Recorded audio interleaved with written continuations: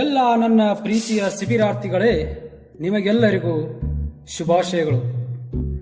ಬಹಳ ದಿನಗಳಿಂದ ನನ್ನೆಲ್ಲ ಅನುಭವಗಳ ಬುತ್ತಿಯನ್ನ ನಿಮ್ಮ ಮುಂದೆ ಬಿಚ್ಚಿಡಬೇಕೆಂಬ ಆಸೆ. ಇವತ್ತು ಈ ಸ್ತಬ್ಧ ಚಿತ್ರಗಳ ಮೂಲಕ ನನ್ನ ಅನುಭವದ ಬುತ್ತಿಯನ್ನ ನಿಮ್ಮ ಮುಂದೆ ಬಿಚ್ಚಿಡಲು ಪ್ರಯತ್ನಿಸಿದ್ದೇನೆ. ಅದುವೇ ಒಡಲಾಳದ ಮಾತು. ನಿಮ್ಮಂತೆ ನನಗೂ ಮಾತನಾಡುವ ಆಸೆ.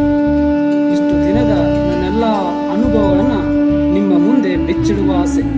ಆದರೆ ಮಾತನಾಡಲು ನನಗೆ ನಿಮ್ಮಂತೆ ಆಯಿತು. ನಾನೊಂದು ಸಮುದ್ರದಂತೆ. ನನ್ನೊಡಲೊಳಗಿನ ಜ್ಞಾನವೆಂಬ ಮುತ್ತನ್ನ ಹೆಕ್ಕಿ ಹೊತ್ತುಕೊಂಡು ಹೋಗಲು ಕನಸು ಹೊತ್ತು ಬಂದವರದೆಷ್ಟೋ ಜನ. ನನ್ನೊಡಲೊಳಗೆ ಬದುಕು ಕಟ್ಟಿಕೊಂಡವರದೆಷ್ಟೋ ಜನ. ಬದುಕು ಕಟ್ಟಿಕೊಳ್ಳುವ ಬರದಲ್ಲಿ ತಂಟೆಗೊಳಗಾಗಿ ಅರ್ಧಕ್ಕೆ ಗಂಟು ಮೂಟೆ ಕಟ್ಟಿಕೊಂಡು ಹೋದವರದೆಷ್ಟೋ ಜನ. ಛಲ ಬಿಡದೆ ಸಾಧಿಸಬೇಕೆಂದು ಬಂದವರಿಗೆ ಬಲ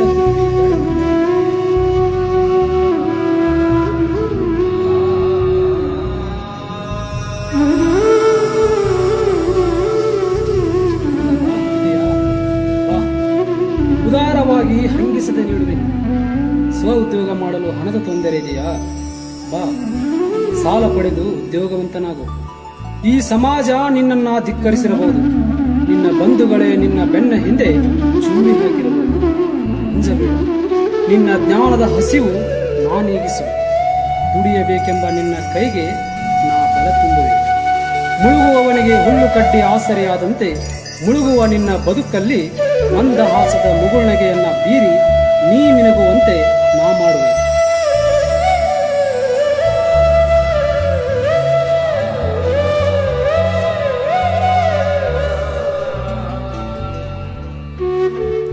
ಕೊಡಬೇಕಾಗಿಲ್ಲ.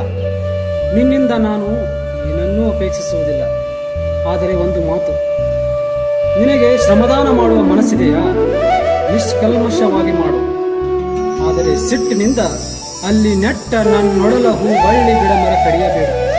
ಯಾಕೆಂದರೆ ಆ ಗಿಡವನ್ನ ನಿನ್ನಂತೆ ಬಂದ ಅವನ್ಯಾರೋ ಪುಣ್ಯಾತ್ಮ ಹಚ್ಚಿ ಹೋದದ್ದು. ನೀರುಣಿಸಿ ಪೋಷಿಸಿ ಬೆಳೆಸಿದ್ದು ಮಾತ್ರ ನನ್ನ ಸಿಬ್ಬಂದಿ.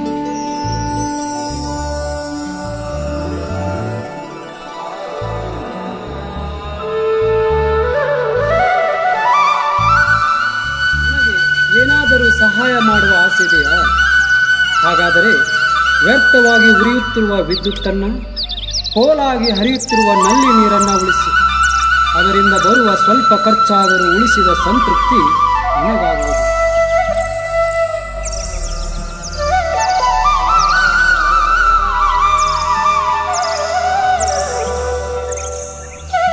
ಅನ್ನ ದೇವರಿಗಿಂತ ಬೇರೆ ದೇವರಿಲ್ಲ.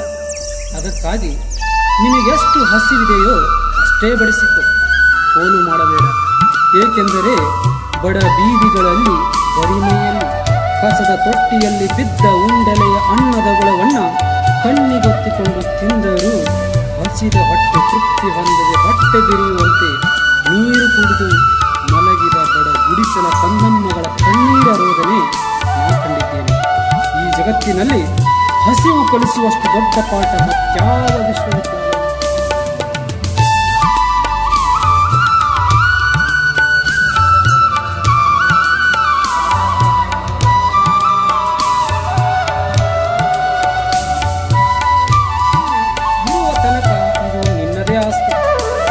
ಮಲಗುವ ಮಂಚ, ದಿಂಬು, ಹಾಸಿಗೆ, ಗಾದಿ ಶೌಚಾಲಯಗಳನ್ನು ಕಾಳಜಿಪೂರ್ವಕವಾಗಿ ಉಪಯೋಗಿಸಿ.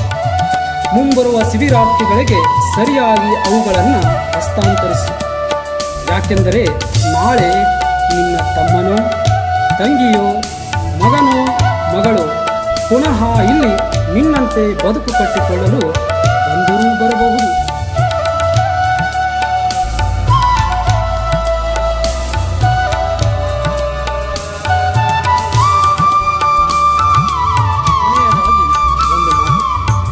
ಹತ್ತಿದ ಏಣಿಯನ್ನ ಒಡೆಯಬೇಡ. ಬಿತ್ತಿದ ಜ್ಞಾನವನ್ನ ಸುಮ್ಮನೆ ಕುಳಿತು ಪೋಲು ಮಾಡಬೇಡ. ಯಾಕೆಂದರೆ ನಿನ್ನಂತೆ ಕನಸು ಕಟ್ಟಿಕೊಂಡು ಬಂದು ಸಂದರ್ಶನದಲ್ಲಿ ಅವಕಾಶ ವಂಚಿತರಾಗಿ ಬಂದ ದಾರಿಗೆ ಸುಂಕವಿಲ್ಲದೆ ಜ್ಞಾನದ ಹಸಿವನ್ನು ಹಸಿವಾಗಿ ಎರಿಸಿಕೊಂಡು ಬಿಕ್ಕಿ ಬಿಕ್ಕಿ ಹತ್ತು ಗೋಡೆ ಮರೆಯಲ್ಲಿ ಅಳಲು ತೋಡಿಕೊಂಡ ಆ ಕಣ್ಕಂಬಣಿಯನ್ನ ನೀನು ನೋಡದೇ ಇರಬಹುದು, ನಾನು ನೋಡುತ್ತೇನೆ.